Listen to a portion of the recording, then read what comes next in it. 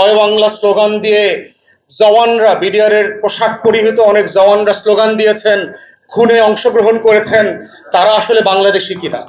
এই পোশাক পরা লোকগুলো আসলে বাংলাদেশি হইলে তারা আওয়ামী লীগার কিনা?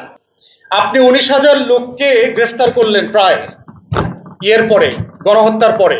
সবাইকে ছেড়ে দিলেন কেন? এখন তো 500-র মতো লোক আছে ভিতরে, 530-35 জনের কথা শুনেছি। এর মানে হলে মানুষগুলো নিরাপরাধ ছিল। তার মধ্যে যোগ হয়েছে প্রজাতন্ত্রের একজন কর্মচারী, সেনা কর্মপ্রধান। উনি বললেন যে এটা আপনি ফয়সালা হয়ে গেছে, বিচারাধীন বিষয়ে কমিশন তদন্ত করছে। এরকম বিষয়ে অন্তর্বর্তীকালীন সরকারের প্রধান উপদেষ্টারও কোনো কথা বলার এখতিয়ার নাই, সেনাপ্রধান তো দূরের কথা। বিচারাধীন কোনো বিষয়ে আপনারা কেউ কথা বলতে পারেন না। আপনি পার্টিকুলার ইন্টারফেয়ার করছেন, আইএসপিআর এর মাধ্যমে স্টেটমেন্ট দিয়ে জাতির কাছে ক্ষমা চান। এবং এই কমিশনের সাথে সাথে কারা কারা জড়িত এই দেখেন। আজকে স্বরাষ্ট্র উপদেষ্টা একটা ভেরি হাইলি ইনকম্পিটেন্ট, একটা অযোগ্য অপদার্থ লোক, তারে স্বরাষ্ট্র উপদেষ্টা করছে এবং সে ওই কমিশনের সদস্য হিসাবে ছিলেন। কত বড় দালাল! গত 16 বছর যার চেহারা দেখি নাই। গণ অভ্যুত্থানে যিনি একটা মিছিল করেন নাই, স্লোগান দেন না, একটা ঢিল ছোড়েন নাই, তাকে কে এনে এখানে স্বরাষ্ট্র উপদেষ্টা বানিয়েছে? কেন বানিয়েছে? এটা হচ্ছে বাংলাদেশের শত্রুরা বানাইছে, যারা গণ অভ্যুত্থানকে নাই করে দিতে চায়, যারা 24কে বিলীন করে দিতে চায়, তারাই এই লেফটেন্যান্ট জেনারেল জাহাঙ্গীরের মতো একটা অপদার্থ কুলাঙ্গারকে স্বরাষ্ট্র উপদেষ্টা বানাইছে। এই হচ্ছে বাংলাদেশ, দালালি আর দেশ খদ্দেবার রাজনীতি বাংলাদেশে। এবং দেখেন, বাংলাদেশের কোনো বড় বড় রাজনৈতিক দল এই জুলুম নিয়ে কথা বলছে না। শুধু নির্বাচন, শুধু ক্ষমতা, বিচার নিয়ে, এই সংস্কার নিয়ে, তাদের এই মুসলিমদের পক্ষে দাঁড়ানোর কোন রাজনীতি তারা করছে না। এবং তারা ভুলে যাচ্ছে যে বাংলাদেশ বদলে গেছে। আপনি মার্কা নিয়ে যাবেন আর এই লক্ষ লক্ষ পরিবার আপনাদের ভোট দিবে, সেই দিন বাংলাদেশে এখন আর নাই। মুসলিমের পক্ষে দাঁড়াইতে হবে, এটাই আগামী দিনের রাজনীতি। তো এটার ভিতরে একটা প্রফাউন্ডলি ফ্লড আইডিয়া আছে। অতএব আমরা আজকের এই প্ল্যাটফর্ম থেকে দাবি করছি যে এটাকে পিলখানা গণহত্যা দিবস আকারে পুনর্ভাবে নামকরণ করা হোক। কারণ এখানে শুধু আমার 3টা বাহিনীর সদস্যরা খুন হন নাই, এখানে বিডিআর এর জওয়ানরাও খুন হয়েছেন, শহীদ হয়েছেন। এবং শুধু তাই না, এই ঘটনার পরে 57 জন বিডিআর এর জওয়ান নির্যাতিত অবস্থায় লাশ হয়ে জেল থেকে বেরিয়েছেন। ডিবিতে এবং বিভিন্ন গোয়েন্দা সংস্থার নির্যাতনের পরে বাইরে এসে মারা গেছেন। টোটালটার সংখ্যা শতাধিক জওয়ান বলে আমরা জেনেছি। যদিও সরকার এখন পর্যন্ত কোনো নাম, সংখ্যা, পরিসংখ্যান তালিকা কোনো কিছুই দেয় নাই, তাদেরকে পোস্টমর্টেম রিপোর্ট পর্যন্ত দেয় নাই। বাধ্যতামূলকভাবে সবাই স্ট্রোকে মারা গেছেন, অমুক সমুক, ফ্লু, করোনাতে মারা গেছেন, এই ধরনের কথাবার্তা বলে তাদেরকে স্বজনদের লাশ দাফন করতে বাধ্য করেছে। তো সেই বাস্তবতায় আপনাদেরকে আমি স্মরণ করিয়ে দিচ্ছি, গত বছর বিডিআর এর গণহত্যার, পিলখানা গণহত্যার পরবর্তীতে তিনি বিডিআর এর দায়িত্ব পেয়েছিলেন লেফটেন্যান্ট জেনারেল মইনুল হাসান। উনি একটা ইন্টারভিউ দিয়েছিলেন বাংলা আউটলুকের সাথে 26শে ফেব্রুয়ারি, গত বছরের ঘটনা। এবং ওই ইন্টারভিউটা উনি অডিও আকারেও করেছেন, প্রকাশিত হয়েছে এবং লিখিত বক্তব্য এসছে। যারা পড়েন নাই তারা দয়া করে পড়ে নেবেন। যারা সাংবাদিকতা করেন দয়া করে মনিরুল ইসলাম সাহেবের ইন্টারভিউটা খুব ভালোভাবে পড়বেন। ওনাকে কিন্তু কয়দিন আগে এয়ারপোর্ট থেকে বাসায় ফেরত পাঠানো হয়েছে, পালাইতে দেওয়া হয়নি।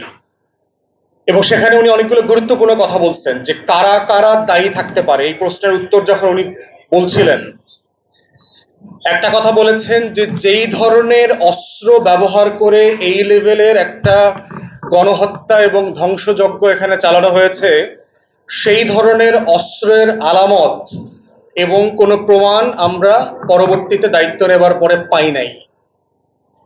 যেই ধরনের অস্ত্র ব্যবহার করে অথবা যেই কায়দায়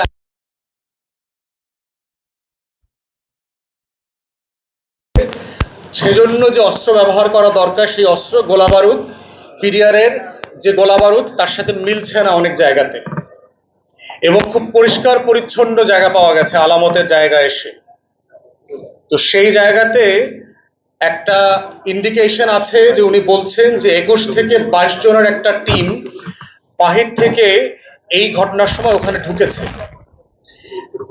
তারা মদত কারা দিয়েছে, এই প্রশ্নের উত্তরে লেফটেন্যান্ট জেনারেল মইনুল সাহেব বলেছেন 2টা পক্ষের নাম বলেছেন। প্রথম পক্ষের নাম বলেছেন ভারত, আর দ্বিতীয় পক্ষের নাম বলেছে আওয়ামী লীগ।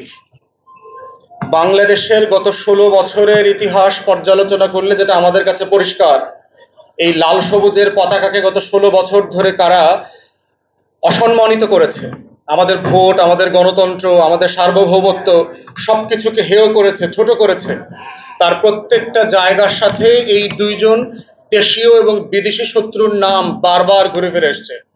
এবং এটা যিনি বিডিআর এর মহাপরিচালক ছিলেন, যিনি আওয়ামী লীগের দালাল টাইপের জেনারেল হিসেবে পরিচিত, হেন কোনো দালালে নাই বিডিআর কে ধ্বংস করার, যা এই মইনুল সাহেব করেন নাই। সেই মইনুল সাহেবের ইন্টারভিউ বলছে কিন্তু আওয়ামী জেনারেল, এরা বাংলাদেশ সেনাবাহিনীর জেনারেল না, কিন্তু এরা হচ্ছে আওয়ামী লীগের জেনারেল। শুধু মনোকষ্ট এই কারণে যে জেনারেল চিফ হইতে পারে নাই, সেনাপ্রধান হইতে পারে নাই বলিয়া ওনার মনোকষ্টটা উনি ছেড়ে দিয়েছেন হাসিনার উপরে। কিন্তু চরিত্র কিন্তু আওয়ামী খাইসলতের জেনারেলরা, গণহত্যার সাথে জড়িত, আমার প্রতিষ্ঠান ধ্বংসের সাথে জড়িত, বিডিআর এবং সশস্ত্র বাহিনীর সাথে বেইমানি করার চরিত্র তাদের মধ্যে আছে। এখন প্রশ্ন হচ্ছে যে এটা দিয়ে আমরা কি ইনফার করব? এটা দিয়ে ইনফার করার জায়গা হচ্ছে যে তাহলে রাষ্ট্রকে একটা দায় নিতে হবে যে এই ঘটনাটা আসলে কে ঘটিয়েছে।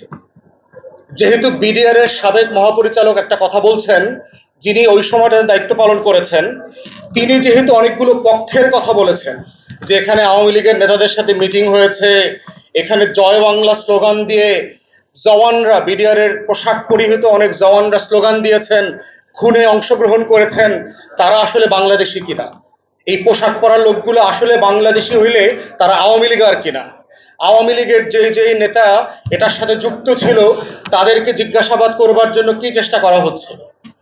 তাহলে সেইটার প্রেক্ষিতেই হচ্ছে আমি নিজেও, আমরা যখন প্রধান উপদেষ্টার সাথে দেখা করেছি, আপনারা যদি আমার ব্রিফিং দেখে থাকেন, আমি কিন্তু পরিষ্কার করে 4টা গণতদন্ত কমিশনের কথা বলেছিলাম।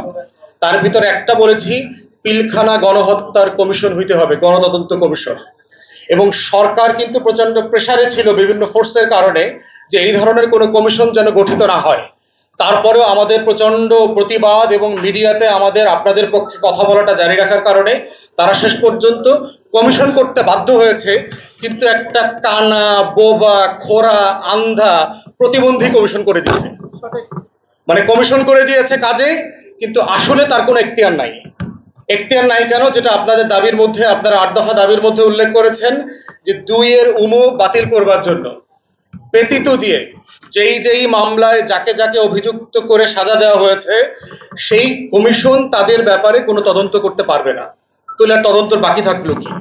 তাহলে আপনি বলার চেষ্টা করছেন যে আওয়ামী লীগের আমলে এই গোলামরা, লেসপেন্সাররা যা যা করে দিয়েছে, আমরা অন্তর্বর্তীকালীন সরকারের এই কমিশন উহাকে ন্যায্য বলিয়া মানিয়া নিলাম, এই প্রজ্ঞাপনের মানে হলো তাই।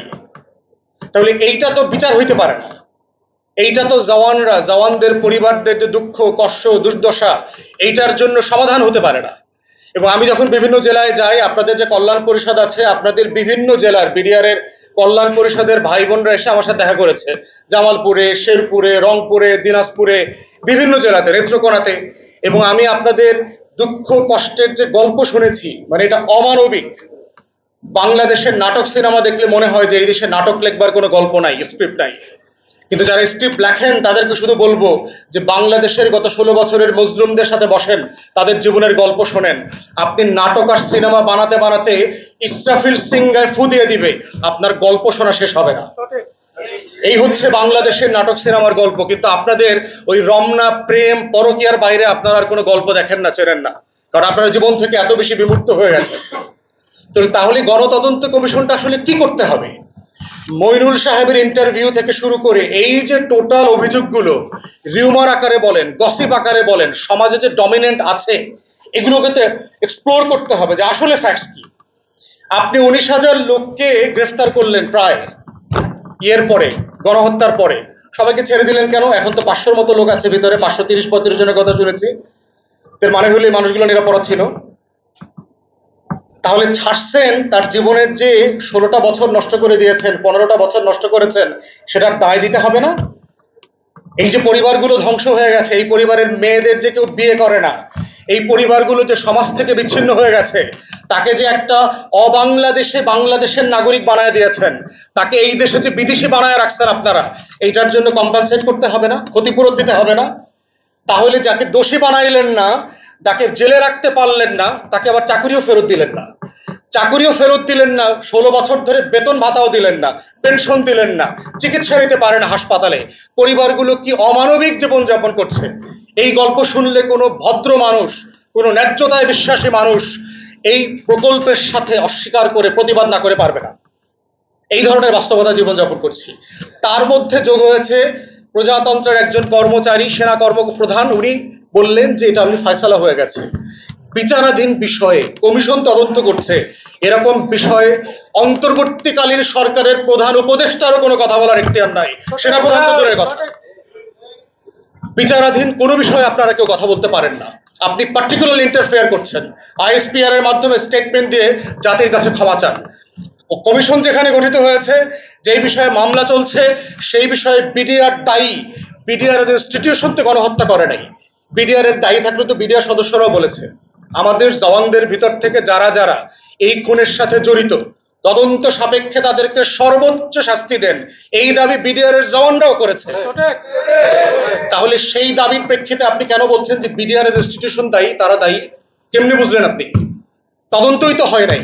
এবং এই কমিশনের সাথে সাথে কারা কারা জড়িত, এই দেখেন আজকে স্বরাষ্ট্র উপদেষ্টা, একটা ভেরি হাইলি ইনকম্পিটেন্ট, একটা অযোগ্য অপদার্থ লোক, তার স্বরাষ্ট্র উপদেষ্টা করছে এবং সে ওই কমিশনের সদস্য হিসাবে ছিলেন। কত বড় দালাল! গত 16 বছর যার চেহারা দেখি নাই, গণ অভ্যুত্থানে যিনি একটা মিছিল করেন নাই, স্লোগান দেন না, একটা ঢিল ছোড়েন নাই, তাকে কে এনে এখানে স্বরাষ্ট্র উপদেষ্টা বানিয়েছে? কেন বানিয়েছে? এটা হচ্ছে বাংলাদেশের শত্রুরা বানাইছে, যারা গণ অভ্যুত্থানকে নাই করে দিতে চায়, যারা 24কে বিলীন করে দিতে চায়, তারাই এই লেফটেন্যান্ট জেনারেল জাহাঙ্গীরের মতো একটা অপদার্থ কুলাঙ্গারকে স্বরাষ্ট্র উপদেষ্টা বানাইছে রাষ্ট্রকে ব্যর্থ করে দেওয়ার জন্য। এরপরে দেখেন প্রধান নির্বাচন কমিশনার কে হয়েছে? আওয়ামী লীগের আমলে সর্বশেষ হাবিবুল আউয়াল। এই গণহত্যা চলাকালীন সময় সে সচিব ছিলেন, আইন অথবা প্রতিরক্ষা যে কোনো একটাতে সে সচিব ছিলেন এবং এই কমিটির সদস্য ছিলেন। এই কমিটিকে বিভ্রান্ত করবার জন্য, তদন্ত যেন করতে না পারে তার জন্য হেন কোনো কাজ নাই যেই এই কুলাঙ্গার হাবিবুল আউয়াল করে নাই। তার পুরস্কার হিসাবে তাকে ডামি নির্বাচন করবার সভাপতির দায়িত্ব দেওয়া হয়েছিল। এই হচ্ছে বাংলাদেশ, দালালি আর দেশ খদ্দেবার রাজনীতি বাংলাদেশে। এবং দেখেন বাংলাদেশের কোনো বড় বড় রাজনৈতিক দল এই জুলুম নিয়ে কথা বলছে না। শুধু নির্বাচন, শুধু ক্ষমতা, বিচার নিয়ে, এই সংস্কার নিয়ে তাদের এই মুসলিমদের পক্ষে দাঁড়ানোর কোন রাজনীতি তারা করছে না। এবং তারা ভুলে যাচ্ছে যে বাংলাদেশ বদলে গেছে। আপনি মার্কা নিয়ে যাবেন আর এই লক্ষ লক্ষ পরিবার আপনাদের ভোট দিবে, সেই দিন বাংলাদেশে এখন আর নাই। মুসলিমের পক্ষে দাঁড়াইতে হবে, এটাই আগামী দিনের রাজনীতি। তাই আমরা অন্তর্বর্তীকালীন সরকারকে পরিষ্কার করে বলছি, আমরা ইনসাফ চাই। বিডিআর এর কোন খুনি সদস্যের পক্ষে আমরা এখানে দাঁড়াইতে আসি নাই। আবার একই সাথে বিডিআর এর 19,000 নিরপরাধ মানে মজলুম কোন ব্যক্তিকে সাজা দেওয়া হবে, সেজন্য আমরা আপনাদের সাথে থাকবো না। তাই আমাদের রাজনীতি হচ্ছে ইনসাফের রাজনীতি। নতুন বাংলাদেশে যে বাংলাদেশ 2 বন্দোবস্তের কথা বলা হচ্ছে, সেটা হচ্ছে ইনসাফের বন্দোবস্ত। সেই বন্দোবস্তের নাম হচ্ছে জালেমের বিরুদ্ধে মুসলিমকে বিজয়ী করার বন্দোবস্ত, এবং সেই বন্দোবস্তের নাম হচ্ছে জাস্টিস ফর বিডিআর। যারা মুসলিম তাদের পক্ষে যা যা অধিকার দেওয়া দরকার এই রাষ্ট্রে, কম্পেনসেশন দেন, বেতন ভাতা ফেরত দেন, পরিবারের ক্ষতিপূরণ দেন, হারিয়ে যাওয়া যা কিছু আছে এই রাষ্ট্রকে তাকে ফেরত দিতে হবে। এবং বিচারের আগেই যারা বিচারের ফয়সালা করছে তাদেরকে ওয়ার্নিং দেওয়া দরকার অন্তর্বর্তীকালীন সরকারের পক্ষ থেকে। আমরা ইনসাফের বিচার চাই, কারো চাপিয়ে দেয়া জুলুমের বিচার আমরা চাই না, আওয়ামী বিচার চাই না। এবং এই আহ্বান রেখে আমি আমার বক্তব্য শেষ করছি। আপনাদের লড়াইয়ের সাথে আমি আছি, শেষ পর্যন্ত থাকবো।